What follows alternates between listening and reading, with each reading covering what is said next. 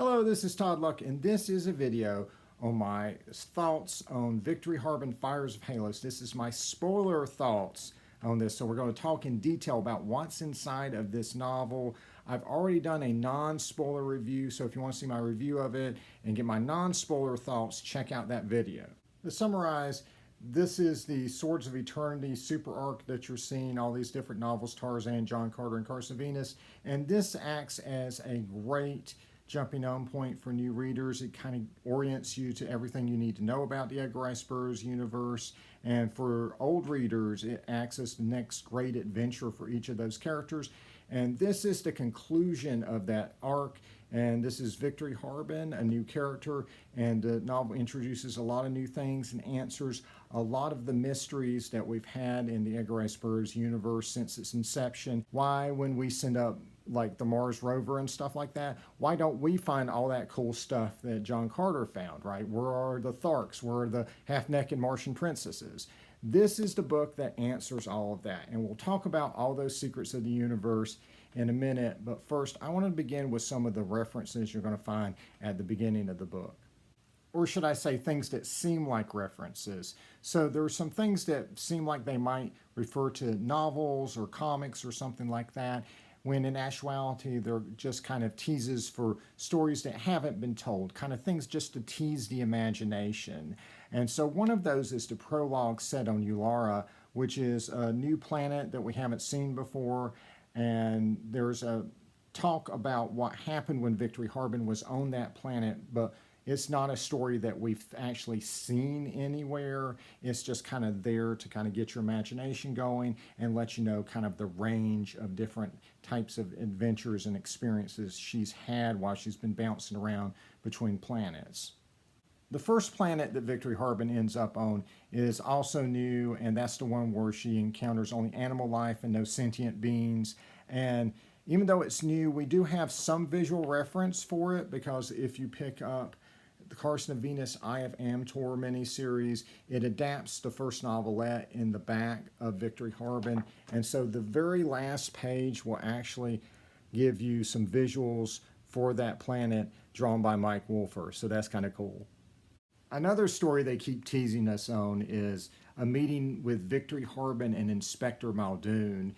And this is a reference to logic puzzles that Edgar Rice Burroughs used to write, and this has been kept going through the comic strips that they have on EdgarRiceBurroughs.com. But the meeting of Victory Harben and Inspector Muldoon is a story that has not been told yet. And another tease like that is where she almost gets her head chopped off by a wolf-headed son of a such and such barbarian, and that is a reference to Edgar Rice Burroughs' I Am a Barbarian novel, and that's a historical fiction that involves a British barbarian who is the slave of Caligula. It's really good. It has an online strip as well, which has been collected into hardcover form by Cedar Run Publications, and you can get that right now. But as of yet, no, we don't have that crossover with Victory Harben and I Am a Barbarian yet. But she does stop by a couple familiar places from the novels that we do get to see. One of them, of course, is Barsoom. We all know about Mars and Dija Thorez and all that good stuff. And then there's the scene where she ends up in Torn, which is a place in England, and that is a reference to Outlaw of Torn, which is about a renegade outlaw knight. And it has some real Robin Hood type of vibes going on, and that also has an online strip that you might want to check out. But the original novel is actually the second novel that Edgar Rice Burroughs ever wrote. It was actually rejected, and for his third novel he wrote Tarzan of the Apes, which worked out okay for him. All right, kids, let's talk about those secrets of the universe, starting with the angles of existence. So the novel actually begins with an excerpt from an unpublished story called The Ghostly Script that talks about the angles of existence. It talks about the planet Halos being in the same place as Earth, but on another dimension, separated by vibrational frequencies. And if you're familiar with, for instance, DC Comics, that was the premise of their multiverse back in the 60s, was that, it was parallel Earths separated by vibrational frequencies. And that is basically the explanation for the fantastic things in the Edgar Rice Burroughs universe and why we can't find them in real life. This is an idea that's been bouncing around for a while. I first encountered it in the Malibu Simic comics as an explanation of where the lost cities are, why most of us can't find them, but Tarzan stumbles on them every week, is that they're in other dimensions. Here we kind of define what that means. And so essentially there are two main dimensions we're dealing with. Our real one, the one we live in, and then another one where all the fantastic places are. That's where, there's life on Venus and Mars and places like that. The Earth is hollow with Pellucidar inside, and that Earth has an alternate history. Victory Harben refers to it as Janson, which is the Barsunian word for Earth, because it has a slightly different history than ours. The Great War kept going well past when it ended in our reality, so there is kind of a divergent history, and again, all this fantastic stuff. And presumably, this is not specifically addressed in the novel, I don't think, but presumably, I believe, like in the comics, this is probably the explanation of where the lost cities in Tarzan come from as well. Now, is any of this actually needed? Of course not. Other fictional universes rarely do this. They just have lost cities and lost islands and lost valleys and lost continents and subterranean worlds and life on other planets, and the readers just accept it, whether it's like DC or Marvel or other fantastic universes. They don't really have to explain away why this stuff doesn't exist in real life. But doing so, I think, doesn't detract from anything. I think it's fine. All right, well, that was relatively simple. For the explanation of how John Carter got to Mars, a little more complicated. I got to talk to you about space gods first. Hey, this is Todd Luck from the future. I just wanted to let you guys know that I got that wrong. So it's actually the explanation of how Tangor got to Zandar, and I'll talk about my confusion at the end of this segment. This is actually a re-upload after Christopher Paul Carey clarified that for me, but we do still need to talk about some space gods. So we first meet the Thought Lords on Mercury, and this is the first time we've actually seen life on Mercury in the Burroughs universe. And so there's an advanced civilization there, and everyone appears to be thought manifestations, right? There are beings who are created by the thoughts of the Thought Lords. And this is very similar to what we saw in Thuvia Made of Mars with the Thorians, who could, make people just appear by thinking about it. However, there's a couple differences here. First, the Thought Lords are way more powerful. And second of all, where the Thorians had lost touch with reality, the Thought Lords are very much in control of their own minds. However, they are very fallible, and so they try to change the solar system and mess up, and it ruins their planet. Their planet ends up getting its atmosphere blown off and ends up in the orbit closest to the sun, becoming Mercury. And so the Thought Lords we meet on Mercury are very isolated. They don't want to use their powers outside of Mercury because of the way that they've messed up in the past. But then Victory Harben meets more Thought Lords deeper in space. And so what happened was, after they mucked up in our solar system, they decided to create their own. And that became the Omos system we see in Beyond the Furthest Star. And that's why there are 11 planets, all in the same orbit, all the same distance from each other and the sun.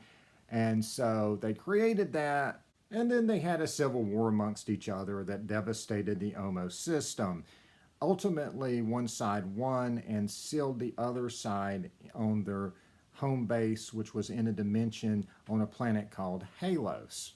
And so the good Thought Lords who won were known as the numinous ones, and so they sealed away the bad ones, who were known as the Herods, in the dimension with Halos. Unfortunately, they couldn't kind of seal the deal, so the Herods still had some influence over our dimension. And so in true Burroughs fashion, the Herods eat people, but they're connoisseurs. They're just not going to eat our flesh. No, they want our souls to eat. And so their goal is to eat enough souls to have the power to break out of their dimensional prison and come to Earth and have an all-you-can-eat buffet. And so when people die, sometimes the Herods will try to bring them to Halos. I'm not sure quite how it works, maybe some kind of spiritual tractor beam or something, but the numinous ones will sometimes interfere. And so that spirit may end up going to another planet where they'll get another body and resume their life. And so that's what happened to John Carter and Tangor and Betty Caldwell and characters like that who ended up seemingly dying and then ended up in another body on another planet. All right, Todd Luck from the future again. Okay, so that only applies to Tangor.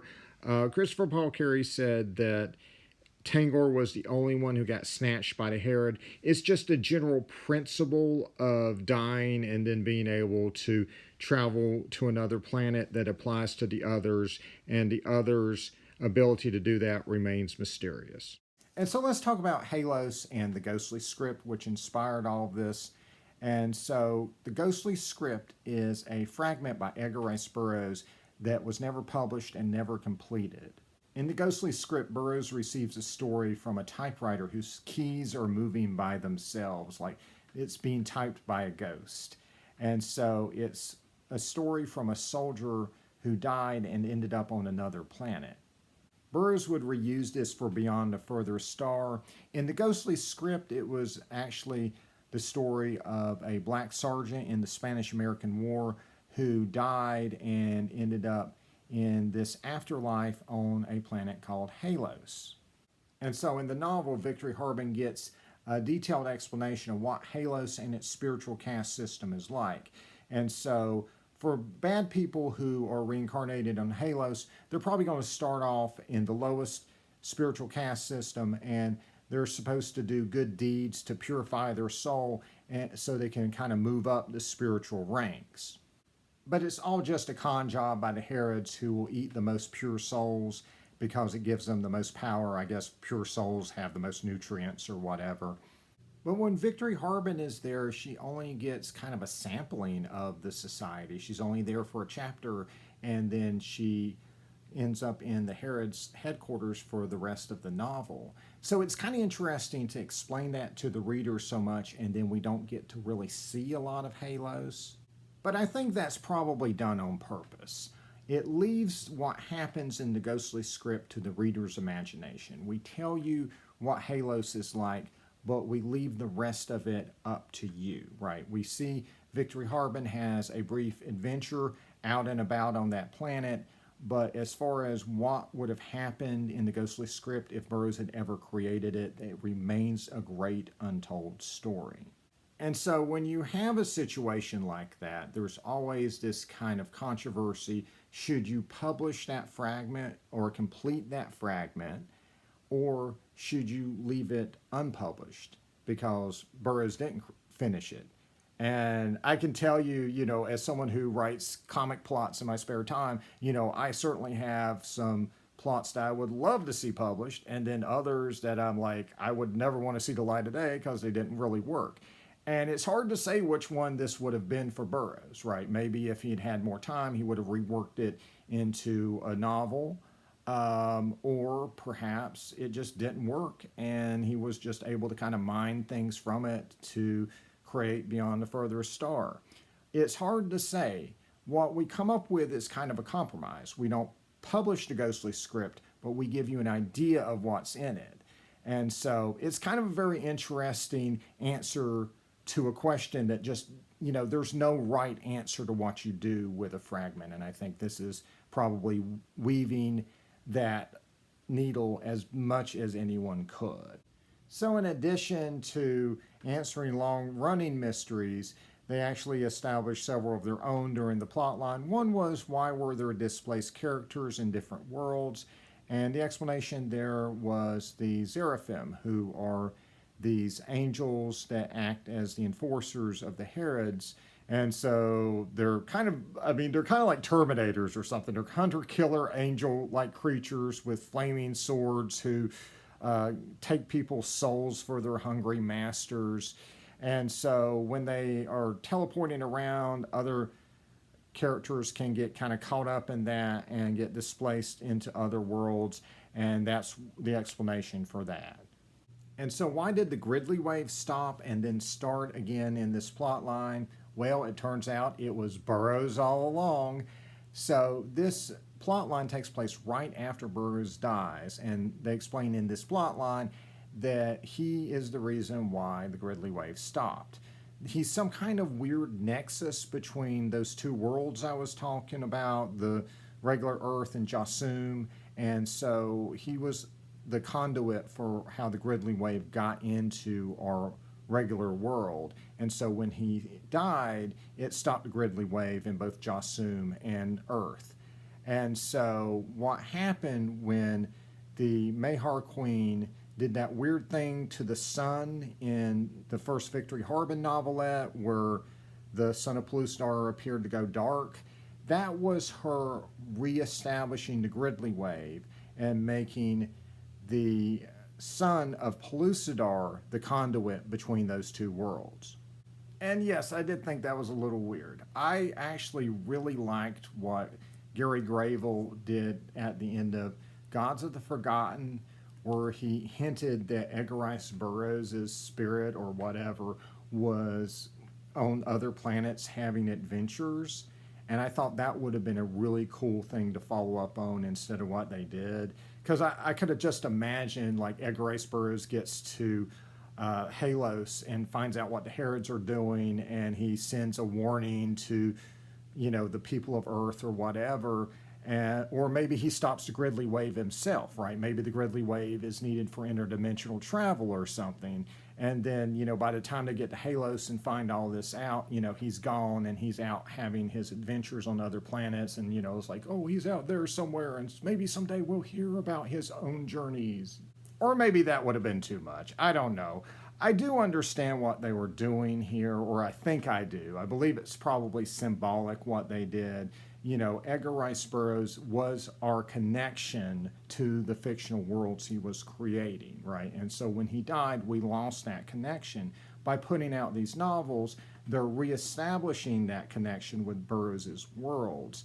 And I don't think it was probably a coincidence that it was Pellucidar's son that became the new connection for the Gridley wave, because Pellucidar is obviously getting a lot of play in these new novels. Tarzan and his family are very much appearing to move to Pellucidar as their new home, and the next trilogy will actually be set in Pellucidar with the Tarzan family. So I think it's all a very kind of meta thing, even though plot-wise it may seem weird. Symbolically and meta-wise, it does make sense. All right, and so then there's the mystery of why did the Mahar Queen create the portal that sucks Victory into it and makes her bounce around between worlds, and then why did she have these symbols on her arm that everyone seemed to be freaking out about. So the symbols actually translate to Halos, which is, of course, her ultimate destination in this novel. So the Mahar Queen, when Victory met her when she was a child, tells her things to basically make her study the right types of science so she develops stuff like the uncertainty gun and be able to defeat the Herods. She's been manipulated to do that. And so the bouncing between worlds was supposed to prepare her for that as well. I'm not partial to the Chosen One thing at this point. I'm just kind of really burned out because Chosen One stuff has been done into the ground at this point, but I don't think it really takes away anything. I think, Victory Harben is still a hero of her own accord, and she wins all of her own, victories.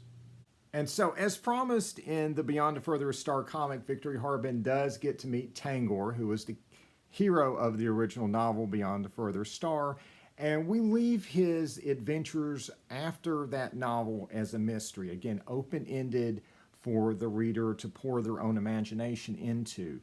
The Tangor we meet has been around those planets quite a bit, and he has his own ship, and he's kind of like the Han Solo, right? He's the guy with the Millennium Falcon that Luke needs to get to where he needs to go to, right? But I thought Tangor worked so well because he was a character who had his own life and his own goals that just happened to intersect with Victory Harben. Other characters, and I love them in this novel, and I love Victory's interactions with them, but they really feel like they only existed to kind of help her along her way and further the plot, like the giant and the and the people on Mercury and stuff like that. Tangor just feels like a dude who just happens to have goals that coincide with victories, right? And it's not a whole lot that we learn about him, but it's enough, right? He was trying to get to a place, his power for his ship got cut off, and he's trying to get it fixed so he can get back to his girlfriend. That's all you need, and it just works really well. You know, the Victory and him bond because, you know, they're travelers in this very similar situation, and it just works. And while we're talking about things that work, let's talk about Hucklebuck, or Interplanetary Furball of Mystery. Hucklebuck is this little creature that becomes her companion, but Hucklebuck can also become a giant creature that she can ride. So essentially, he's kind of like every Pokemon player's dream, right? You get that cute Pokemon that you can walk around with, but when battle comes, the Pokemon can evolve to its final form and kick ass, right? And so that's Hucklebuck, and he is awesome. However, we don't know what Hucklebuck is. He just appears. They have this wonderful bond together, which I still think is probably the realest that Victory Harben felt the entire novel. I mean, that just felt like such a sincere bond between those two, between human and animal. It just felt perfect. But we don't know what Hucklebuck is. They leave it completely open mystery. My theory is maybe somebody on Mercury, maybe the Thought Lords, maybe somebody she met created Hucklebuck for her. Maybe Hucklebuck is taken from her thoughts or from her soul and kind of made manifest or something. But I don't know, because if that had been the case, they would have had ample opportunity to tell her that. So I don't know. I think it's a shame Tangor and Hucklebuck disappeared, you know, and didn't take part in the final leg of the novel. But that's just kind of the nature of this novel, is that it becomes something completely different every few chapters. And going forward, it feels like they're really gravitating more towards the type of adventures we saw her have when she got to Zandar in the novel. And I think that's a very good thing. You know, I'm not saying that Hucklebuck has to be in every Victory Harben story, that it has to be Timmy and Lassie in outer space, or Alien Ash and Pikachu or something like that. But I think it really works, and I think it's a direction for the character that I think is very, very good. Victory meets both Tangor and Hucklebuck on Zandar, and I've already praised the world building that Edgar Rice Burroughs Inc. has done on that planet. It was named in the original Beyond Furthest Star novel, but never shown, and so they've created a world that really pays tribute to Edgar Rice Burroughs, and it's just a fully fleshed out planet that is really awesome. But we actually get to see its neighbor in this novel, and that's Uvala. Uvala is different, but it's pretty cool. It's got giants there. That's where the numinous ones have their base, and they guard the gate to Halos there. And we kind of reveal that the numinous ones are guarding each of the planets except for Zandar and the planet from the first Beyond the Furthest Star novel. The guardians of those two planets have died, and so we haven't really seen, other than Uvala, what those other planets are like that are under the more direct watch of the numinous ones. But one thing we do get to see is the star tree on Uvala. And this is a reference to Tarzan and the Dark Heart of Time. And there was this, my understanding, there was this kind of magical crystal tree that had something to do with time. And so there's a very similar one on Uvala. And so the explanation here is that Victory Harben at least speculates that at some point the numinous ones planted a tree like that on Earth. And so these stones that we've been seeing in the Tarzan novels, Tarzan the Magnificent, and then was also mentioned in Tarzan Battle for Paloostar, the new novel, that can control minds. Those are actually the seeds of that tree. And mind control is just kind of a low-level power that they have. You can actually do way more powerful things if you knew how. And that's how all those different cosmically powered glowing things connect together. Honestly, I was a little bit lost when they mentioned this in Tarzan Battle for Paloostar. I think the better thing to do would have been to have that revelation that those mind control jewels were from the time tree, and then kind of leave the revelation of how the time tree got there in Victory Harben. I think that may have worked out a little better, for me at least. And let's talk about the sort of romantic subplot that we have with Janson, who is Jason Gridley's son, who has a crush on Victory Harben. They initially meet. She doesn't even recognize him as an adult. He's got this big scraggly beard that she finds unattractive. And that is how we know that this is set in 1950 and not modern day, because she doesn't find beards attractive. And there's an awkward scene between the two, followed by their parents essentially kind of hinting that they would like to see Janson and Victory get together. But like so many things in this novel, that's sort of left behind and other things happen and we almost kind of forget about it. Victory has a dream about Janson, doesn't understand why she's thinking about him. And eventually at the end, he pops back up and she realizes at the very, very end that he does like her. But the weird thing is we just don't know how she feels about it, which I find kind of weird because this book is told from her point of view. And so I know how she feels about everything from the music of the time, scientists, root beer floats, but I don't know how she feels about this friend she had from her childhood who traveled across the universe to try to save her and is madly in love with her. I would have just loved to have seen more interaction between the two, maybe an adult conversation about how they feel about each other, or maybe just some more introspection on her part about how she feels or doesn't feel about Janson. And so let's talk about that final battle. And so I'm going to throw this out there because this was my reactions to it. So I was thinking, we've gone through all these different novels. We've had Victory and Jason meet every single major hero in the Edgar Rice Burroughs universe and go to every single major world in the Edgar Rice Burroughs universe. Jason Gridley appears at the beginning of the novel and then is never heard from again. So we're getting to the final battle. It is called Swords of Eternity, which is the name of the arc.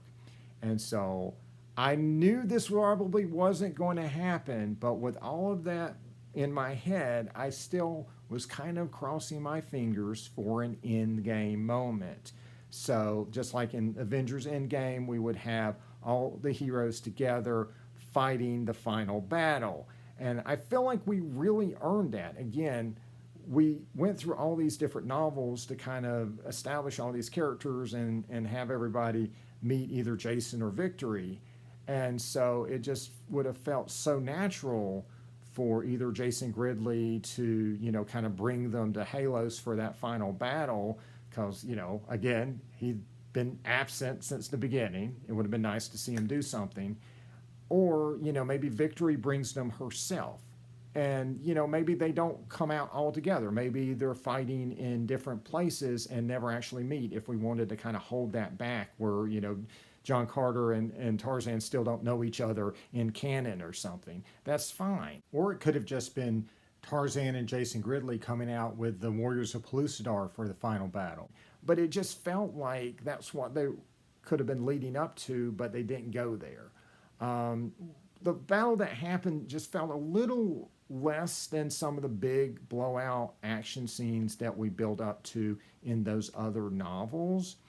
And then, the way she defeats the Herods, she basically just kind of reaches in her pocket, touches the stones, and then just thinks them into captivity, and that's it, and then, things blow up or whatever after she escapes.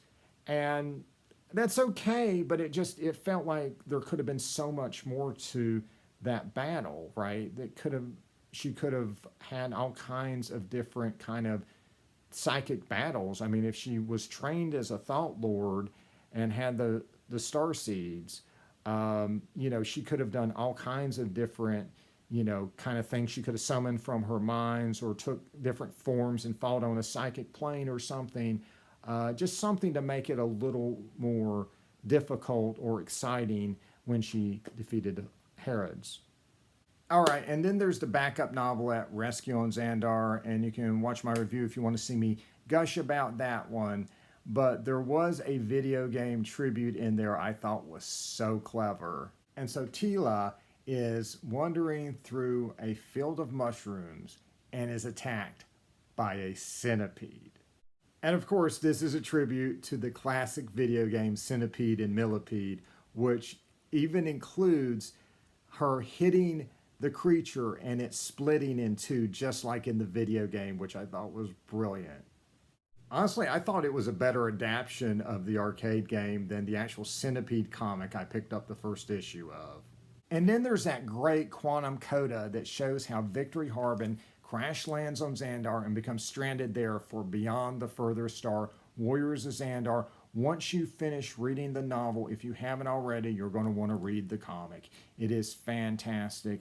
Keep in mind that the novelette for Tii-Laa and the quantum coda will end, and then a little bit of time is going to pass. We can tell that it doesn't take place directly after that because Tii-Laa is not coming back from a rescue mission in this first issue. We can tell she's coming back from a hunting expedition because we can see her carrying buckets. So we know a little bit of time has passed, but this is a miniseries well worth getting. And the comic offers some mysteries of its own with a villain that is having the Keelars of Zandar harvest souls from Tii-Laa's people. And so that's interesting because the only people that we've seen that would consume souls were Thought Lords. And presumably the Herods have been taken care of, but maybe there was a Herod that survived, or somebody who's Herod related, or maybe one of the numinous ones goes rogue. Perhaps one of those numinous ones they thought was dead maybe isn't dead, but is like in hiding and doing something nefarious. We don't know. It's very intriguing. And I suspect that it'll probably be followed up on in the Victory Harben graphic novel, which will probably have its Kickstarter next year, Victory Harben Ghost of Omos, which I am definitely looking forward to.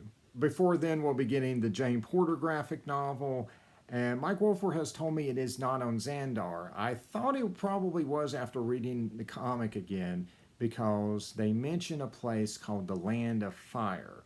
And the graphic novel for Jane is called Jane Porter and the City of Fire. This could be a complete coincidence, or perhaps the Land of Fire is not on Zandar. We'll find out when we get the graphic novel. It's supposed to ship for Kickstarter backers in February. The Kickstarter just ended, and then it will be available on Edgar Rice Burroughs' website to buy.